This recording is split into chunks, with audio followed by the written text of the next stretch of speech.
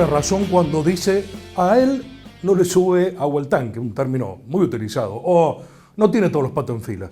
Pero esta persona, que supuestamente está desequilibrada con respecto a nuestra forma de pensar, se siente bien. Y entonces, ¿cómo comenzamos la atención de este paciente que para la sociedad, insisto, sigue siendo distinto al resto? Lo hablamos con nuestro psiquiatra, el doctor Gustavo Berrone. Mira, acá la cuestión ante esa pregunta es ¿cuál es la expresión cuál es el proceso de malestar en el paciente? El proceso de malestar es la angustia, siempre es la angustia, es de alguna manera lo que motoriza la consulta.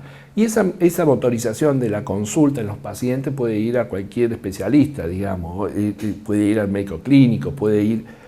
No solamente la angustia siempre está situada en el paciente, sino muchas veces la angustia está situada en los familiares. Muchas veces el paciente no se entera de que está tan gravemente enfermo, pero sí los familiares que lo ven, ¿no? Es decir, es como una cuestión transferencial. También la gente que lo rodea tiene una percepción de ese paciente. Ahora, esa angustia, en la mayoría de los casos, está acompañada de otros síntomas, como son los síntomas somáticos, ¿no? Es decir, los síntomas puestos en el cuerpo, como todo este correlato sintomático que uno tiene ante la percepción de esta situación de estrés. Y también estos dos síntomas también están puestos en la esfera cognitiva. El paciente empieza a perder habilidades. El paciente siente que ya no tiene habilidades como para poder enfrentar o poder soportar las demandas diarias de la vida.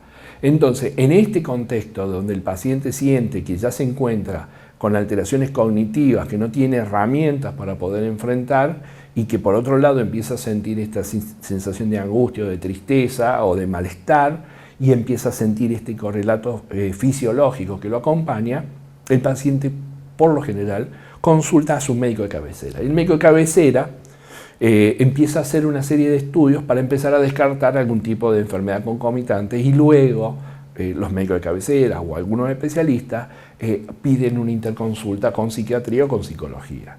Entonces, no es una cuestión tan lineal como lo es en otras especialidades. Por ejemplo, la persona que tiene palpitación empieza la consulta en el cardiólogo acortando los tiempos de tratamiento. En vez de nosotros, cuando el paciente llega, ya lleva un tiempo pronunciado desde el inicio de los síntomas, que eso ronda entre 1 año y 2 años. Las técnicas regenerativas, hablamos mucho con la doctora Mónica Ñáñez, reconocida en el mundo entero, justamente el HIFU, el láser, etcétera, etcétera, etcétera. Que lamentablemente nuevamente la gente de la capital federal, que tiene mucha más exposición pública, lo hizo Jessica Hasir, dijo que se hizo no sé qué cirugía a nivel vaginal, en realidad son estas técnicas regenerativas. Le pregunté, regresada de un congreso en el exterior, a la doctora, ¿hay novedades?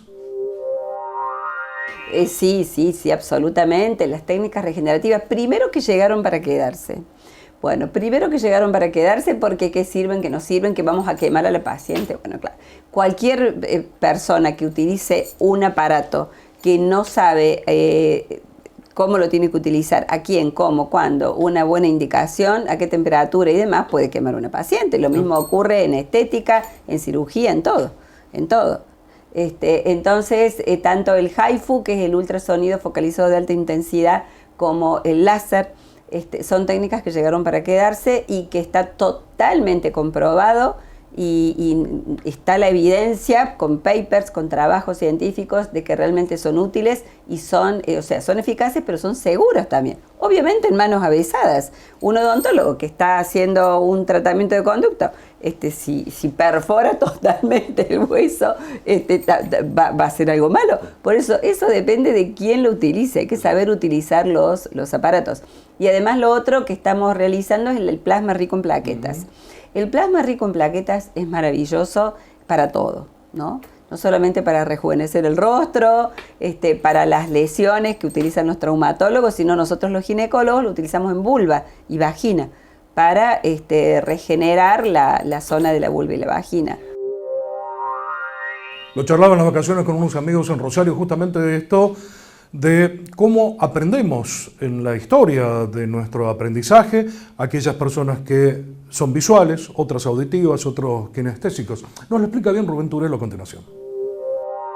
Bueno, nosotros tenemos desde que nacemos 3 niveles de aprendizaje, visual, auditivo y kinestésico, que eso ha cambiado con el tiempo, pero a nosotros nos sigue funcionando y muy bien. Y como se dice en el fútbol, mientras el equipo funcione, no hay que hacer cambios. No, claro. Así que a nosotros nos proporciona muchísimo éxito con los chicos. Y como te decía, sabiendo uno cómo el muchachito aprende, ya sea un niño o un adolescente, es mucho más fácil enseñar. Lamentablemente, ellos en el colegio no cuentan con esas herramientas los docentes, entonces por eso siempre se atrasan en la lectoescritura, en la comprensión, y bueno, esos son los principales problemas que hoy existen en los diferentes establecimientos educativos. O sea, no se sabe interpretar un texto, no se sabe poner un título. Entonces, bueno, todo eso nosotros se lo vamos, o por ejemplo con la parte ¿no es cierto?, exacta, que es física, química, matemática, que no se comprende así de una. Entonces, bueno, sabiendo cómo él aprende, es mucho más fácil explicárselo. Y nos quedamos cortos en el tiempo, necesitamos seguir hablando de salud. Lo vamos a hacer la semana que viene, cuando nos acompañe usted en esta pantalla.